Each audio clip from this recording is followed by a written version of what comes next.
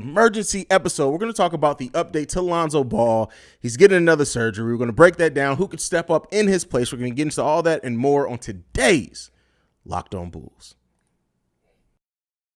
You are Locked On Bulls, your daily podcast on the Chicago Bulls, part of the Locked On Podcast Network, your team every day.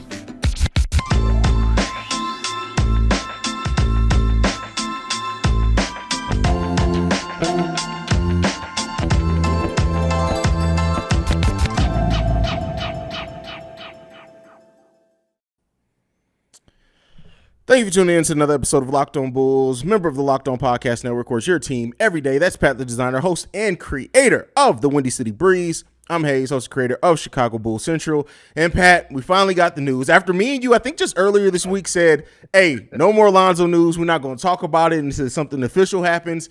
And the Bulls said, oh, here you go. We got you covered. Off-season content, we got you covered.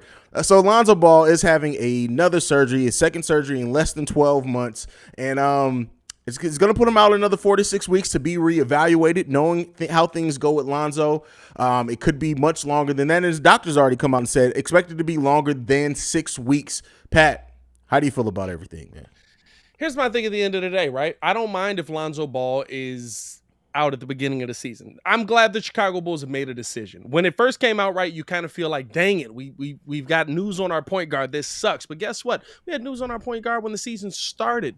Before the season started, I'm sorry, when Ramona Shelburne reported that the Chicago Bulls were going to be missing him in training camp and in the regular season. Here's the thing that Bulls fans need to really hold on to. You're finally making a decision on Lonzo Ball, and that decision could get him back to you during the season. That's what it is at the end of the day. And if you're a Bulls fan that says this is gloom and doom, this is the end of the world, this is not going to work out for the Bulls at the end of the day, here's the thing that I want y'all to look at. How did the first half of the season go for us last season versus the second half? That's what it comes down to.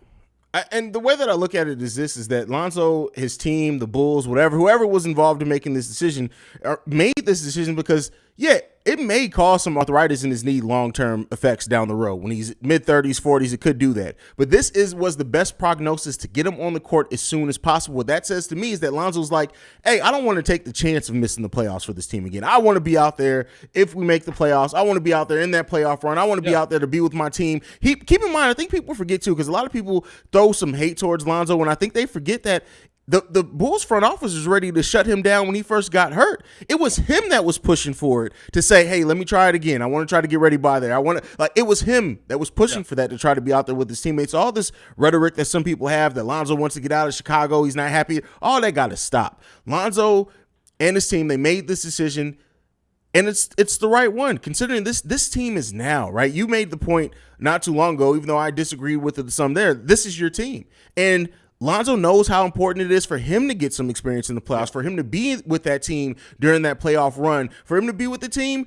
I mean, let's say this. Let's say worst case scenario. Let's just double it. Let's say 12 weeks. That would still put Lonzo back before January, which would then still mean he's going to play about 50 games or so this season. So I think the thing is, at the end of the day, right, like, your goal here is to get Lonzo back on the court, not just this season, not just this playoffs, right? Because I think me and you both agree. What do we got? Bulls second round? Yeah. Second round exit this season? If they prove us wrong, they prove us wrong. But I don't have the Bulls making the ECF right now. I got Bulls second round exit. Hard-fought game. Lonzo Ball helps that. But at the end of the day, Lonzo Ball is 24 years old. Your hope is that this is a move, this is a surgery, this is a option that AK and his team have talked with Lonzo and his team and said, okay, this is something that we really want to see happen here because we think Lonzo Ball's a long-term piece. Not that Lonzo Ball's done after this surgery is here, like all of a sudden, right? And I know we're going to hear this all season, right? As soon as Lonzo gets healthy, guess what the rhetoric's going to be? Lonzo is healthy now. He's going to play a few games. Let's trade him. Let's move on from him. Get rid of him while the injury's happening here. People got to stop that. Listen, at the end of the day, right, if he gets hurt again, they're right. If he doesn't, we're right? But to me, what I look at in this situation is if Lonzo is able to be successful after this surgery, if he's able to play after this surgery, the thing that to me changes with this Bulls team is that, okay, not only do you have Lonzo Ball back in the organization, but your main hope is that Ayo Dosunmu and or Dalen Terry, who we'll talk about both of those guys moving forward, right? Ayo Dosunmu and or Dalen Terry have developed because of the lack of him being there, and you've added that back in. That's the goal of moving your team forward, getting your team not only just healthy, but also developing the players that are a part of this team already that in my opinion, right, you have to look at as the guys that you need to rely on most. Because I think if you break it down, you can't rely on Lonzo to be healthy without that thought in the back of your mind that he may miss some time. I think it sucks to say, but it does. That's kind of what his career has been. And the fact of the matter is that the Bulls were preparing for this. If you look at everything, like even the signing of Goran Dragic was a sign that they were going to be prepared. They weren't going to get caught slipping. They weren't going to get caught slipping. At the end of the day, I look at it like this. I would assume a player who, you know what, let me hold up, because that's stepping on our own content. We're going to get into that at some point. We're stepping on the content. I'm going to shut up about that.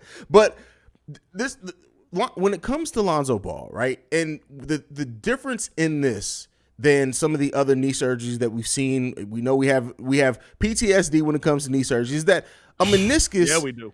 The meniscus, and even keep in mind too, I think people forget too, what we've heard so far is that structurally the knee is fine, right? So it's still been that bone bruise that's been causing this. So I could see if it was one of those issues where it was like, oh, he tore part of his meniscus again. It's not that. It's going to be fine. Like long term, I could start seeing like towards the end of Lonzo's contract, maybe do we say, hey, how healthy has he been? Do we work injury provisions? Do we even worry about re-signing him where Iowa is? But at this point in time, like Lonzo's about to turn 25 if he hasn't turned 25 already. This type of surgery for somebody that young, he is going to be fine. It's going to take him a while to work back because he's been out of basketball for 9 months. But long-term prognosis in the short term, if you understand what I mean by that, I get you. yeah, it's going to be good. It's going to be good. Yeah, I think the main thing that you focus on here with Lonzo is when do you get him back? How well is he going to be able to play? Yeah. To me, that's all I'm worried about. When do we get him back? How well is he going to be able to play? And I've said this a couple of times, right? I think you've agreed with me more times than not on this. But to me, right, you don't rush Lonzo back in. Even when Lonzo's healthy, you don't rush Lonzo back in. I think now this season could be a situation where, and you hate to say it because he's making $80 million over the next 4. But guess what? If Ayo Dosunmu develops, could you see Lonzo Ball taking his time to work his way back into this starting lineup, or maybe not even being a part of this starting lineup moving forward? I mean, they're gonna work him back slowly. Let me be clear with that. I definitely think they're not gonna just say, "Hey, Lonzo, oh, you got a couple of practicing? Okay, 30 minutes a game. We'll see you out there." Yeah. He's gonna start off coming off the bench no matter what when he comes back. Similar to what happened with Patrick Williams. That's gonna be done. I don't know if I will honestly say this. Depending on how Ayo plays to start the season, if he is the starter and stuff, it may be depending on whoever's in there. It may be hard for Lonzo to get that starting position back by the end of this season, and they may just wait to say, "Hey, chemistry's going good right now." The saving grace is Ayo is only a year younger than Lonzo. This is true, but the thing that I will say, that's the only saving grace that I got to offer. But this is what I'll say too, though. For people who hear that, and I know Ball family fans and stands may hear that and be like, "What do you mean Lonzo coming off the bench?" I only say that to mean A, he comes along slowly, right? You don't have to rush him back. But B, imagine what Alonzo Andre Drummond pick and roll is going to be doing off the bench. Yeah, I don't. Here's the thing: we don't want that. Exactly. Be clear. I want Lonzo as my starting point guard every day. Yeah. But I think the situation becomes: does your team put you in a position where you have to make that decision? I want that. Yeah. I want my players that are on this team right now to put me in a position to where me and you have to come on here and have the debate on should Ayo or Dragic or Dalen Terry or name who Alex Caruso be the starter over Lonzo Ball. You know why? Because that means at some point we're having the conversation about we got a really good player that's either going to our bench or is adding to our bench. That's a good thing. Any way you cut it, that is absolutely a good thing. And I think yes, this is an ideal situation. We all want Lonzo Ball out there at the start of the season. We all want to see what we saw at the beginning of the season. We want to see the Bulls get out in transition. We want to see them have fun. We want to see Zoe throw alley-oops to Zach LaVine all day, every day. But at the end of the day, this is all I'm saying is that it's going to take some time. Nobody who's been out of basketball at that point, it'll be 11 months, almost 10 months. Let's say 10 months. Comes right back in and is immediately themselves. No matter how minor the surgery, the injury is, it's going to take some time. And luckily, we have the roster that can allow that to happen over time. And I do think by the playoffs to be starting, I hope that Lonzo Ball is back to starting point guard. He's out there looking great, hitting threes and doing everything else that he did. I need to see those one-legged bounce that he does sometimes after he hits a three. I need to see all of that. I miss it all. But let's practice some patience when it comes to this Lonzo Ball thing. It's all going to work itself out in the end. We're gonna talk about who could step up, who needs to step up while Lonzo Ball is out. But first, I got to talk to you guys about BetOnline. BetOnline.net is your number one source for all your pro and college football betting needs and sports info this season. Find all the latest sports league, football league developments, game matchups, news, and podcasts, including this week's games. BetOnline is also your continued source for all your sports wagering information, including live betting, esports, and scores. The fastest and easiest way to check in on all your favorite sports and events, including MLB, MMA, boxing, and golf. Head to the website today or use your mobile device to learn more about the trends and action. BetOnline is where the game starts. All right, Pat. We're in the position now. We've kind of been talking about it over the course of the summer. Who's going to step up? Who's going to start? How does this open minutes if Lonzo is not going to be ready by the start of the season? Now that we know that he's not. Hey, I guess we got to talk about it first. Ayo Dosunmu, who's probably poised to benefit the most from this. We'll talk about other players as well. What do you think about Ayo's readiness to be the starting point guard for the Bulls in day one now this season? I think it's an interesting thing, but here's my question to all Bulls fans and to Bulls Nation, to you. Do we want Ayo from Illinois or do we want Ayo the point guard? Can we get both in different times? Can we get a mixture of both? Because you can, but I think you don't get as much of the scoring, right? Because that was his focus. Yeah. Ayo the scorer, I think, especially now being in the starting lineup, is going to come along. I need to see more, I guess, point guardsmanship, to quote Big Dave, is that I think we need to see more from that. Yeah, more of that point guardmanship. I like that. I feel like he's knighted. Yeah, there you go. I think we need to see more of that from him to at least start the season, because he's out there with DeMar DeRozan, Zach LaVine, Nikola Vucevic. The scoring opportunities that the Ayo gets, I think, are going to come within the flow of the game, not necessarily having a ton of plays caught. And think about it, too. That's the same thing with Zoe. If he's going to fit in with into the Zoe role, and no, I'm not saying Ayo can be and replicate 100 what Zoe can do. He can't. At least we haven't seen it yet. But I think it has to be focused on being the actual point guard, letting that shooting stroke come along, things like that. We know he has it in there. Like, if we start seeing, I'll say this, if we see scoring Ayo Dosunmu and he keeps up that defense that he got last year, that's a heck of a player. I'm not mad at it at all. I think my question comes in with that when you say, right, like we always said it feels like his ceiling could be a Drew Holiday type of player. For sure. Drew Holiday on this Bulls team wouldn't be as much of a scorer as he is on the Bucks team, because it's not what we need, right? Yeah. And so that's kind of the question where you have to ask yourself, okay, if Ayo's ceiling may be Drew Holiday, which is a really, really good player, I would love for him to meet that. I'd pay him the Drew Holiday contract for him to get that. By the way, if y'all ever do yourself a favor and go back and look at the Drew Holiday trade to Milwaukee, he was traded for a lot of first-round picks. Like, a lot of them, bro. It's like crazy. A ridiculous amount of first-round picks. But it paid dividends. Didn't they win the title the same year? They won the title. He's an NBA champion. So, yeah. But I think the thing is, for me, right, I want to see Ayo from Illinois, but I don't know if that fits with the current Bulls team we have. And I think Ayo from Illinois is more of that Drew Holiday mold, but I don't know if that fits with the team we have, right? Especially if you have a DeMar DeRozan, Zach LaVine, hopefully a increased step from Patrick Williams, hopefully an increased step from Nikola Vucevic a little bit, right? Like, where does Io kind of fit into that? I don't think that breeds that Drew Holiday kind of player. It more so, well, I can't say that. It breeds more of a Drew Holiday in, what was he, Philly? Yeah. Right? Where he didn't have to go out there and score 25 points a game. You know what's funny about this? So just while you were talking, I just wanted to look it up, right? I had to keep in mind, Drew Holiday got drafted to the Philadelphia 76ers team that had Andre Iguodala and still Allen Iverson at that time. Now, I believe that was the same season he was traded to Denver, but that's what it started off with. Let's go over the rookie years for Ayo Dosunmu and Drew Holiday. This is freaky, bro. So Drew Holiday, his rookie year, 2009-2010. 73 games played, 51 starts, 24 minutes per game, 44% from the field, 39% from three, 75% from free throw at 8 points per game.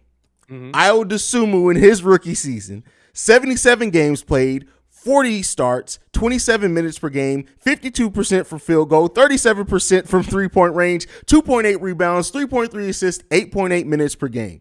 It's almost the exact same stat line. Yeah. I like it. I like it. But I think the question mark there is that what this team needs? Do we need a Drew Holiday or do we need Alonzo? And I think Alonzo could be, I hate saying it like that because I think must think his name is Alonzo Ball. I get but that. It's not. Yeah. Do we need more of Lonzo Ball type of player where, yeah, Lonzo can space the floor. Lonzo can knock down 3-point shots, but he also can facilitate and play defense. I don't know. I don't know if Ayo can be the rhythm shooter that. Like, keep in mind, Lonzo. There were times where Lonzo could go 0 for 3, and then he's hitting the next 5. There's times where Lonzo, some games only got 4 shots per game, but then he came back and hit 8 the next game, all from 3. Like, I don't know if Ayo is at the place of being able to keep up if he's not getting consistent. The same looks, the same amount of touches as far as shooting the ball. I don't know if he's ready. Now, he could be. We could see that. So I don't know if we. In year 2, I'm also not expecting. That's true. Yeah, exactly. I know the propensity may be to say, let's get Ayo to replicate as much as he can with Lonzo, but I think I look at it like this.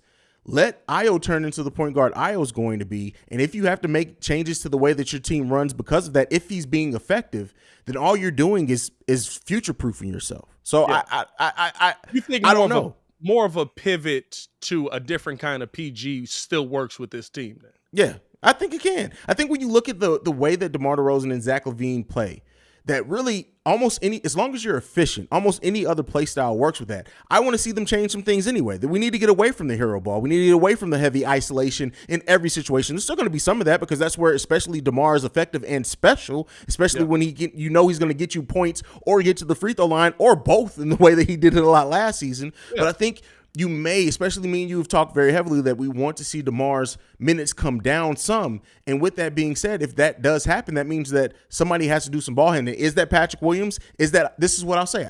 I just unlocked my thought. If Billy Donovan does use Patrick Williams more to facilitate, to put the ball in his hands like we've seen him be effective in, then I say we need Illinois Ayo. If he's not going to do that, then we need to see Drew Holiday Ayo. Woo, that's not bad.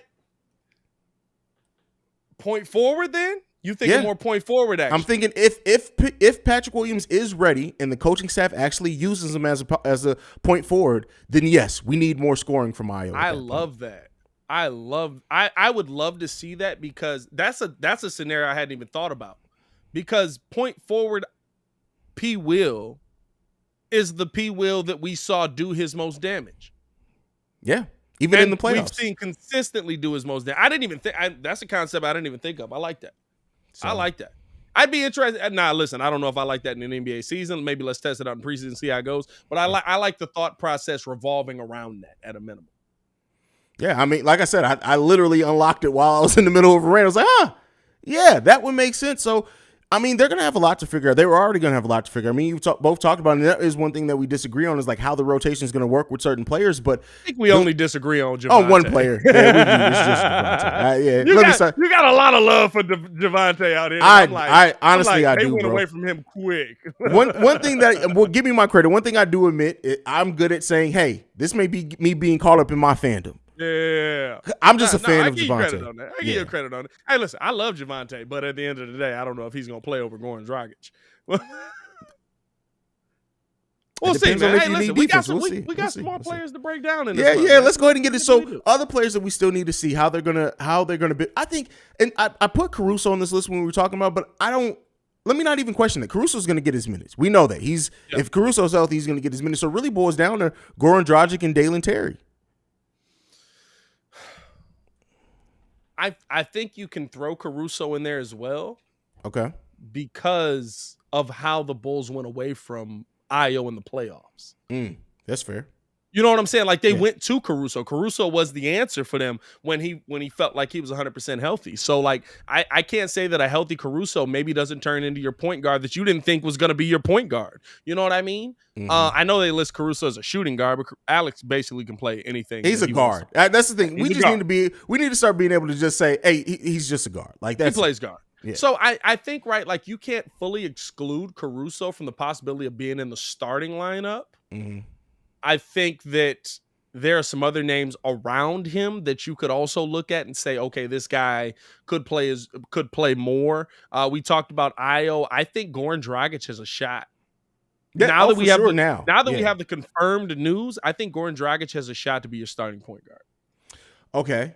You think he has a shot to be the starting point guard? I do because of his ability to be the point guardsmanship. He's more ready to go. I think here's the thing, right? Okay. We know at a minimum Goran can facilitate. Yes. Defensively, he's garbage. Yes. Like let's put it defensively, barbecue chicken. He's cooked no matter what. But on the other side, right, your goal is to get enough defensive players on the court to help your team out, not only just in the starting lineup, but also on the bench. I would rather see a starting lineup. I don't know if I'd rather see it, but I'd rather see a lineup where Zach LaVine's doing more to play defense, and I think 100% healthy Zach LaVine will. DeMar DeRozan seemed to feed off of that early in the season, and that helped you. You got Patrick Williams. Maybe you slide Vooch in there. But I think the biggest question is, right, you want your big offensive punch to come early in the game, and then your defense to come into the game. So I think that's where you might even see a situation where Ayo Dosunmu comes in, Alex Caruso comes in, you maybe keep P. Will in there, but you still got DJJ, you still got Javonte, you got a bunch of names you can throw in there into that mix where you say, okay, yeah, maybe we're getting into a little bit of a shooting match, but now we're going to stop y'all from scoring. See, my thing with that is that you want balance in your starting lineup because you do have so many offensive heavy players. I think you do want to put. I was really the one that could give you the two-way. Alex Caruso can, but I don't know, bro. I don't see it for Goran. Like I understand your logic, right? Alex is facilitating in defense. Yeah. But I see the thought process that you have. I guess I just don't agree with it. I look at Goran and I'm like, he's just too much of a defensive liability, even with his shooting, to be out there with starters that you already have a lot of defensive questions. Now, if Zach is more consistent defensively, which we only saw him more consistent defensively with Lonzo out there, all right, I could see that. But like because of that, I think to me, it's either has to be Caruso or Ayo, just because you need some more defense on that to balance that thing out. I think the question mark comes in too because at a minimum, right? Listen, Ayo started at point guard last season. You can't say he doesn't have the experience, but he doesn't have that. I've been successful an entire season at this position, which he said too on that interview. He said it as well. Yeah. At a minimum, right? Maybe you want to lean on the vet in that position and a vet that can take. Now, I'm not saying that it's an every night thing. You might even see a point guard by committee type of thing, but I think to me, right, like. The biggest thing that the Bulls can do here is go with a little bit of experience that Goran Dragic can bring of running the offense and then pivot in your Ayo Dosunmu. It's not saying that there can't be a heavy rotation of those guys at the point guard position, but I think the one thing to me is that you want to have your experience there. That's what Lonzo brought. Lonzo's 6 years in this league? How old is he? 24. He came in when he was 19. 5 years in this league. He's Like, 20. That's But even then, he hasn't played a lot of games, so I still don't, because of how many games he's missed. It's really more like he played like 3 seasons. So I still 3 seasons of veteran experience as a starting point guard. Though. That's still though, bro. Like at the same time, like Goran, yeah, he brings veteran, but it's like those are all things that sound good on paper. The basketball that's played from Goran Dragic he's not that anymore. Like you can sign anybody and say that they're a vet, but like he's going to be getting cooked by younger players easily. Like Cade Cunningham would give Goran Dragic the business. We're 100%. talking about 15 points in 8 minutes. 100%. You really on the offensive end for sure, right? But I think the thing that you have to look at is the last time Goran got minutes, like the NBA just went away from him. The last time Goran got minutes is what? He was the leading scorer on that team? No, he wasn't the leading scorer, bro. On Miami? He was not the leading scorer on Miami. I think you might want to fact check that one, my boy. All right, let's. Well, you might want to fact check that one. You know me. Boy. You know me. I'm good. I mean, hell, no. There's no way. He only started 11 games and he averaged 13.4 points per game. There's no way he was in the leading Miami scorer. Yeah, in his last year in Miami, yeah, 13.4. Now the season before that, in season, and now the season before that, 1920, he averaged 16.2 points per game. I still doubt he was the highest scorer on that. I'll check it. I'm checking. He was, bro. I think he was. Well, hey, listen, I have no problem being wrong. Miami was that score by committee type of thing. No, I just think that, and here's the thing, right? At the end of the day, I think we can debate this because we have options. He was the second leading scorer. Jimmy Butler at 19.9. Bam wasn't too far off him with 15.9. That's pretty good. But still, that was still mainly coming off the bench, though. That was 28 minutes per game in 59 games played and only 3 starts. That was only 28 games? 28 minutes per game in 3 starts. Starting in the bubble. It was the bubble, bro. It was the bubble was weird. The bubble was weird. We all can say that. The bubble was a weird time, bro. Y'all remember the bubble? That was a weird time. Yeah. No, I think that okay, I'll give you that one, but at a minimum, right, like Dragic to me can bring that experience. I'm not saying that I need to see it, but I could see why the Bulls might go that direction. I understand where you're coming from with that for sure. I guess at the end of the day, it's going to be interesting to see what way they go with, like, because who they decide to be that starting point guard is going to let us know what style of play they plan on having as well. Yeah. So yeah, I guess we'll see with that one. Now, next up, not that I think there's any chance of him starting, right? I'm not saying that at all. I want to make sure that we have a clear delineation from the conversation we were having about starters to where I'm going to now before somebody overlooks what I'm saying. Does this, though, open up more of a chance for Dalen Terry to make an impact defensively, kind of like Io did at the start of the season? Does this now go from a time where we were saying, hey, we don't know if Dalen's going to get on the court, to saying, hey, no, we can see where he's now giving 8 or 9 minutes per game, at least to start, to spot a couple of people and to bring in some defense and athleticism at certain times. So what do you think about that? Here's the thing that doesn't change to me. Mm-hmm. Dalen Terry was brought in here, and he's very Lonzo-like, and I talked about this over on the Breeze. Especially with his court vision. Dalen Terry's court vision is very Lonzo-like, right? Yeah. But who was he brought here to replace? DeMar DeRozan, in my opinion, at some point. To take that over at some point. Oh. Kobe White. Yeah, I thought about you talking about initially? Initially. Yeah. Who was he brought here to Kobe White. Yeah. Kobe White's not an AK guy. Kobe White's not. I don't think the plan for Dalen. I think to me, right, the biggest part where it's hard for me to say Dalen's gonna play a lot of minutes this season is I don't know what kind of improvements Kobe White makes in the offseason with an actual training camp, working with a trainer. Tell you what, I've seen a lot of ball handling videos. But this is the thing, though. I understand where you're getting from if we were fully healthy. I'm strictly talking about the fact that now, because there are going to be some minutes freed up, do we see a chance? Do they run? It's very limited, right? I'm not saying heavy. Do they now run and get a balance of offense and defense with Dalen Terry and Kobe out there for certain stretches? Possibly. I'm not saying that it's not something you could absolutely see. I think, but I don't think the plan around Dalen changes because of the Lonzo injury. Well, that's the thing. The plan is always going to be the plan, but if AK's got a file cabinet full of them. Yeah, that's true. But if he comes in training camp and they say, hey, if nothing else, if we can't trust his shot yet, we can trust the court vision, and we can also trust he's going to come in and going to play active defense. How successful he is in it, we'll see. Yeah. But he's going to come in and be locked in defensively. I also think that the question mark to me comes around like you made the DeMar DeRozan reference. Mm-hmm. What did AK say to us at training or a summer league? He wants to see Dalen Terry at some small ball 4. I want to see him score. He was like, I want to see him score too. Yeah. I want to see him out there putting the ball in the bucket. Because remember, Dalen came out and he was like, I'm going to be the facilitator. He's throwing some turnovers. Bulls fans losing their mind. It was like, literally, once they were like, hey, Dalen, every time you touch the ball, score. We saw him go to new heights. Hey, so Dalen was like, oh, I get the dunk on people? I bet. Yeah. So I think that's the part, right, that excites me the most about a Dalen Terry is that there's so many things you can do with him.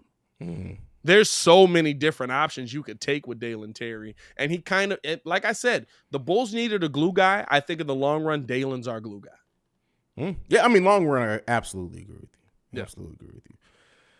All right, man. Hey, that's it, bro. That's it for us. This is your Thursday episode, even though it's Wednesday night, so don't be looking for another episode from us in the morning. I saw. Bro. Oh, brother. Oh, man, that's funny, bro. That is hilarious. That's pretty funny. I'm not going to lie to you. I got to see. Do I got that queued up on the soundboard? I don't know if I do. You got it. Man, follow us on everything at Pat follow me on everything at Pat the Designer. Make sure you follow us both on everything at Locked On Bulls. We appreciate y'all for tuning in and showing love as y'all always do, man. We was closing out, wasn't we? I just started. Okay. Listen, you just started closing. I mean, hey, that's like when you at the club and it's past a certain time, they start turning the lights on. Like, hey, you gotta go home. That's cool. You can follow me at CEO Haize, CEO Haize. You already said where they can follow us collectively. Thank you for tuning in to another episode of Locked On Bulls, making us your first listen every day. Now for your second listen, go and check on Locked On NBA, where the Locked On experts break down all those latest news, rumors, and developments in 30 minutes or less. They can be found wherever you get your podcasts and on YouTube. For Pat the Designer, I'm Haize. This is Locked On Bulls, and we out, y'all. Peace.